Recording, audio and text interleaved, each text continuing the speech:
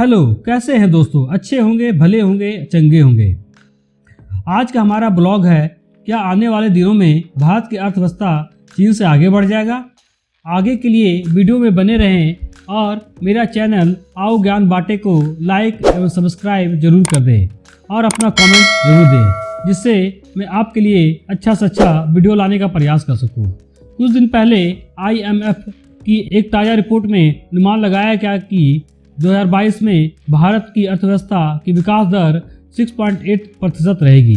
पहले यह अनुमान 7.4% था। IMF का यह भी कहना है कि 2023 में विकास दर और गिर सकती है और इसके 6.1% रहने का अनुमान है। हालांकि रिपोर्ट में यह भी कहा गया है कि भारत की अर्थव्यवस्था दुनिया की सभी अर्थव्यवस्थाओं में तेजी से आगे बढ़ती रहेगी। इन रिपोर्टों के बावजूद भारत में कई उद्योगपति, मंत्री और आर्थिक विशेषज्ञों की उम्मीद रखते हैं कि आने वाले वर्षों में भारत की आर्थिक गति इतनी तेज से आगे बढ़ेगी कि चीन को भी पीछे छोड़ देगी। चीन इस समय अमेरिका के बाद दुनिया की सबसे बड़ी अर्थव्यवस्था है। इस आशावाद की वजह है कि इस साल मार्च के अंत तक भारतीय अर्थव्यवस्था ने ब्रिटिश अर्थव्यवस्था को पीछे छोड़ दिया है और दुनिया की 5वीं सबसे बड़ी अर्थव्यवस्था बन गया है।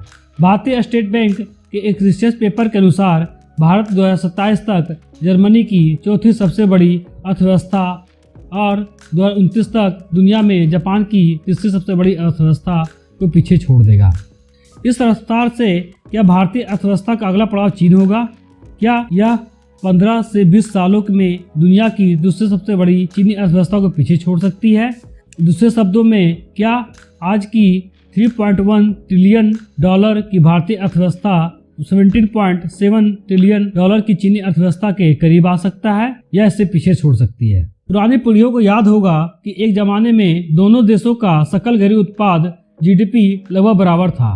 1990 में चीन की अर्थव्यवस्था भारत की तुलना में थोड़ी ही बड़ी थी, लेकिन आज चीन की GDP भारत से 5.46 गुना बड़ी है। जिन्हें चीन की अर्थव्यवस्था की थोड़ी भी जानकारी है तो इस सवाल को असंभव बताकर खारिज कर देते हैं। भारत के बाजारों में चीन से निर्यात की गई चीजें इतनी हावी है कि चीनी की अर्थव्यवस्था से तुलना करना का वो साहस भी नहीं करते।